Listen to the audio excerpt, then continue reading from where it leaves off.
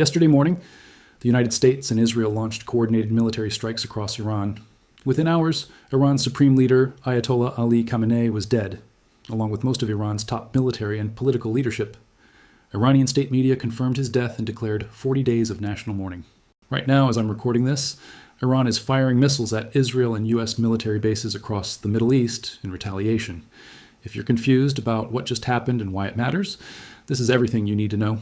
Early Saturday morning, February 28th, the U.S. and Israel launched what they're calling a preemptive strike on Iran. The operation targeted multiple locations simultaneously across 24 Iranian provinces. They hit nuclear facilities, ballistic missile sites, and according to U.S. and Israeli officials, 3 separate meetings where senior Iranian leaders had gathered. One of those strikes hit Khamenei's compound in Tehran. He was killed instantly. Iranian officials also confirmed that his daughter, son-in-law, grandchild, and daughter-in-law all died in the same attack. The Iranian Red Crescent reported that more than 200 people were killed across the country in the strikes. One of the deadliest hits came at a girls' elementary school in southern Iran, where at least 85 children were killed when a missile struck the building during school hours. Israel's defense ministry said they killed Iran's defense minister, the commander of the Revolutionary Guard Corps, and multiple other senior security officials. President Trump posted on social media that most of Iran's leadership is now gone, saying the people who made all the decisions are no longer there. Within hours of Khamenei's death being confirmed, Iran began launching retaliatory strikes. Missiles have hit targets in Israel, including Jerusalem. U.S. military bases in Kuwait, Qatar, the United Arab Emirates, and Bahrain have all come under attack. The Iranian Revolutionary Guard said they're launching what they called the most intense offensive in their history.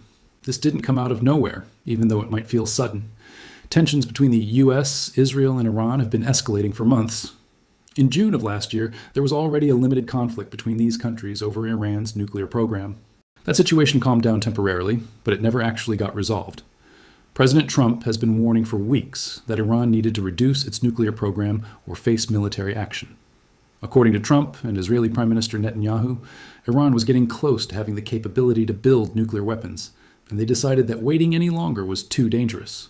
Israeli officials said they spent months building up a list of targets inside Iran and were waiting for the right moment to strike. That moment came yesterday when multiple senior Iranian officials were meeting in different locations at the same time. The stated goal of the operation, according to Trump, is regime change. He posted that this is the greatest chance for the Iranian people to take back their country. And he's been calling on Iranian military and security forces to stop fighting and ask for immunity from the U.S.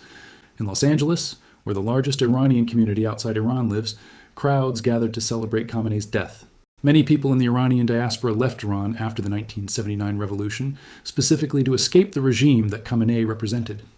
For them, yesterday's news felt like the beginning of something they've been hoping for decades, but not everyone sees it that way. China and Russia condemned the strikes at an emergency UN Security Council meeting. The UN Secretary General said an opportunity for diplomacy was squandered and warned that military action carries the risk of igniting events that no one can control. Right now, the situation is actively escalating. Iran's Revolutionary Guard announced they're launching massive retaliatory strikes. Air raid sirens have been going off in Jerusalem. U.S. military personnel at bases across the Middle East are in bunkers waiting for incoming missiles. Airlines have started canceling flights over the region. Trump warned this morning that if Iran hits back harder, the U.S. will respond with force that's never been seen before. Meanwhile, Netanyahu said Israeli strikes will continue throughout the week, or as long as necessary. What makes this particularly dangerous is that Iran no longer has clear leadership. Khamenei was the supreme leader, which means he had final authority over everything, the military, the government, the entire country. Without him, it's not entirely clear who's actually making decisions right now. Iran has succession plans in place. There's supposed to be a council that takes over and eventually selects a new supreme leader, but that process takes time. Right now, in the middle of active combat, Iran is operating without the person who normally makes all final decisions. That creates unpredictability. Military commanders on the ground might make decisions they wouldn't normally make. There's no single person who can order everyone to stop. Oil prices spiked overnight. Shipping routes through the Persian Gulf are being rerouted. Countries across the Middle East are trying to figure out if they're going to get pulled into this fight. This isn't just a U.S.-Iran problem anymore. It's regional. If this escalates into a full war between the U.S., Israel, and Iran, the consequences reach far beyond the Middle East. Oil supplies get disrupted. Prices go up everywhere. That means gas gets more expensive at your local station within days. Shipping costs increase. That makes everything more expensive. Stock markets don't like uncertainty. Major markets have already started dropping. If this continues, expect retirement accounts and investments to take a hit. Iran has allies. Russia and China both condemned the strikes. They haven't said they'll get involved militarily, but increased tensions between the US and Iran means increased tensions globally. There's also the question of what comes next inside Iran. Trump is calling for regime change, but regime change doesn't happen cleanly. Iraq and Libya both went through regime change backed by Western military force. Both countries descended into years of chaos afterward.